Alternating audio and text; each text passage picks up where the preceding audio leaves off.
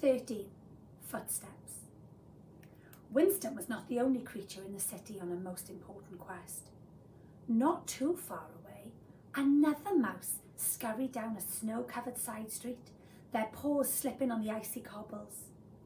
Every bit of their little body felt tired and cold. It had been a long few days with many, many miles covered, from the back of a bird to the rattling, freezing carriage of a night train thundering through the countryside, searching all the time for clues and never knowing if they were going quite in the right direction. Lots of large human feet were now crunching through the snow around them, and weaving among them was exhausting work. The mouse took a moment to sit on a step and catch their breath. But no sooner had they stopped when their stomach grumbled loudly and they realised they were famished. They still had a few dwindling supplies from home in their bag, of course, but they really wanted something more substantial, more filling, more delicious. At that moment, the wind changed. It shivered around the corner and down the street, blowing a fine powder of fresh snow from window ledges and the bare branches of trees. The breeze brought with it a most tantalising smell that made the mouse waggle their nose. Their whiskers were twitching this way and that. Food, they thought, and lots of it. Delicious, wonderful food. The different smells tumbling all over each other in a great wave of belly-busting loveliness. Where was it coming from? They followed their twitching nose towards the source of the scrumptiousness. Down the street they pattered, sweeping round the curve of an imposing library building on the corner, and then out to a vast and glowing market square. The little mouse's eyes widened as they wandered among the full-to-bursting stalls, stopping here and there to try a nibble of this and a pawful of that. Soon the mouse started to feel better, and much warmer too, so they stopped their busy scurrying and took a moment to take in the scene around them. There was the large, beautifully decorated Christmas tree in the centre of the market, glistening ice sculptures and the cheerful noise of people enjoying themselves. The mouse then looked down and saw that the frozen ground was embroidered with hundreds and hundreds of footprints, big and small, zigzagging all over the place, making intricate patterns in the snow.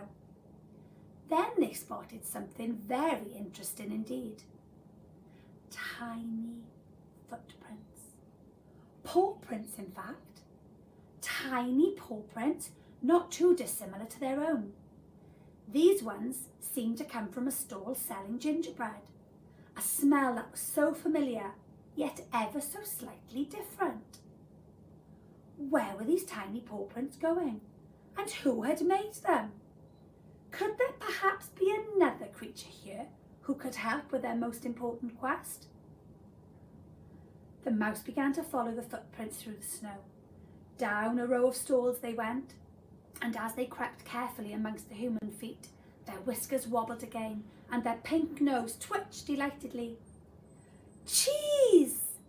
Somewhere nearby there was cheese, and the tiny paw prints were going towards it.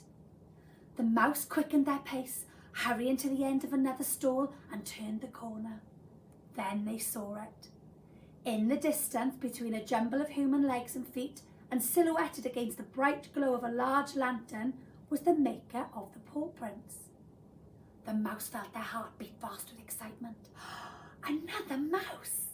They were just about to run as fast as they could towards the stranger, when something stopped them in their tracks.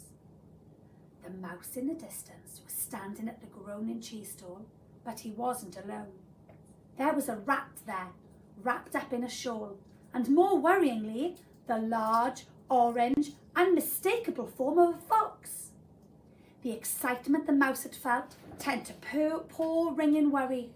They darted back out of view and stood with their back pressed hard against the rough wooden side of a stall. They hardly dared to breathe in case the fox sniffed them out. 1 minute passed. Then another. Then the little mouse slowly braved a peek around the corner. The fox had gone, but so had the other mouse and rat. For a moment, the mouse dithered about going to the stall and getting some cheese, but eventually decided against it. The fox could still be there lurking about. So instead, the mouse took a deep breath and turned the other way. Then she continued on her journey, all by herself again.